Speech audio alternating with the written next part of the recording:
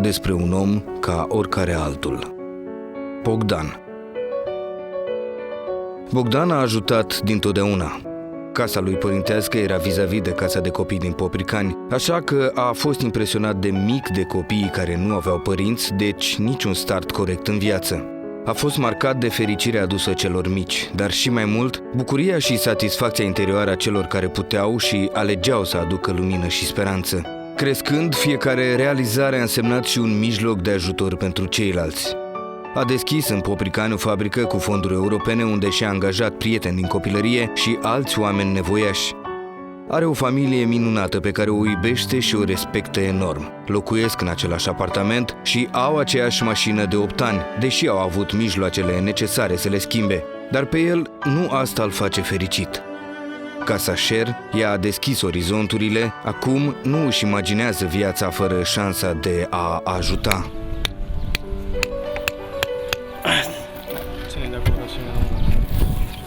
Ceea ce îl caracterizează este ambiția și pragmatismul, pentru că nu doar visează, ci și luptă pentru o lume mai bună, fiind conștient de toate piedicile pe care nepăsarea, răutatea și chiar invidia i le-au adus în cale. Faptele lui bune vorbesc.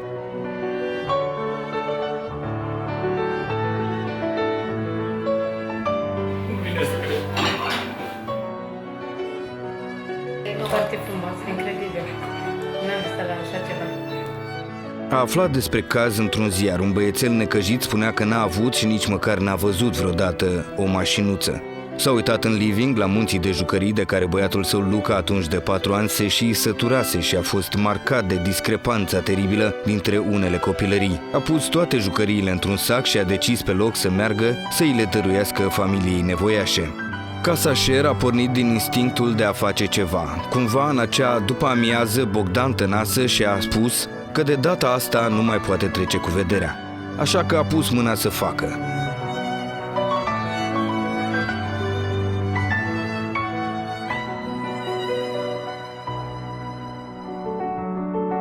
Erau 6 copii părăsiți de mamă pe care tatăl îi întreținea din greu cărând saci la moara din sat. Locuiau în condiții mizere în doar 2 cămeruțe, casa era pe un șes inundat și nu aveau lemne suficiente ca să treacă iarna. Îngrozit, Bogdan Tănasă a folosit pagina personală de Facebook și și-a mobilizat prietenii care au sărit în ajutor. În afară de ajutorul propriu, persoanele distribuiau anunțul, dădeau share ca să afle și să contribuie cât mai multe persoane. Așa i-au găsit și numele: Casa Share. În scurtă vreme s-au adunat bani suficienți, 19.000 de euro și voluntari, iar noua casă a fost construită într-o singură lună cu toate cele de trebuință. Sobă cu calorifere, apă curentă, baie în casă. În afară de locuință, Bogdan s-a îngrijit ca viața copiilor să se schimbe cu adevărat. A cumpărat tatălui cal, căruțe și animale în gospodărie pentru a putea face bani mai ușor. Înainte de a primi cheile, familiei a fost oferită o scurtă vacanță. Când au revenit și-au văzut viețile schimbate, dar ajutorul primit nu s-a oprit acolo. De atunci Bogdan se îngrijește de situația școlară a copiilor, care este mult îmbunătățită, și îi motivează cu vacanțe și alte surprize. Ați reușit să faceți un lucru bun, ceva, cum credeți voi, pentru sufletul vostru, pentru 6 copii ați făcut un lucru nemaipomenit.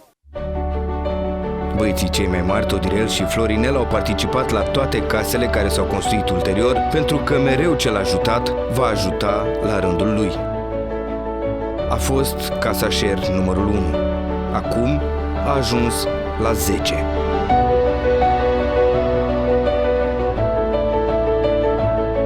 Oamenii îi mulțumeau pentru implicare și că pot ajuta prin dânsul, că pot schimba vieți donând. Faptul că îi ținea la curent pe pagina de Facebook a Casei Share cu toate facturile și demersurile îi dădea legitimitate. În continuare, la fiecare casă pe care o construiește, Bogdan se bazează și pe acești oameni de la început, care îl cunosc, au încredere în el și știu schimbările pe care le-au adus împreună în lume.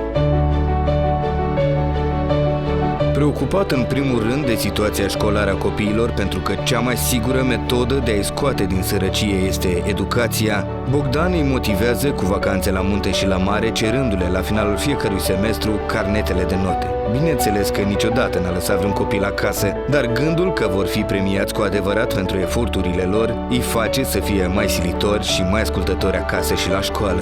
Bogdan îi scoate la cinematograf, a organizat ca toți copiii caselor să facă cursuri de not în fiecare sâmbătă și își amintește de zilele lor de naștere, când le aduce tort și pizza.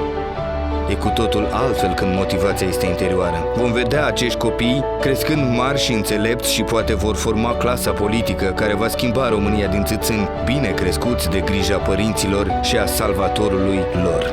Bogdan, Casa Sher. Și tu poți fi Bogdan.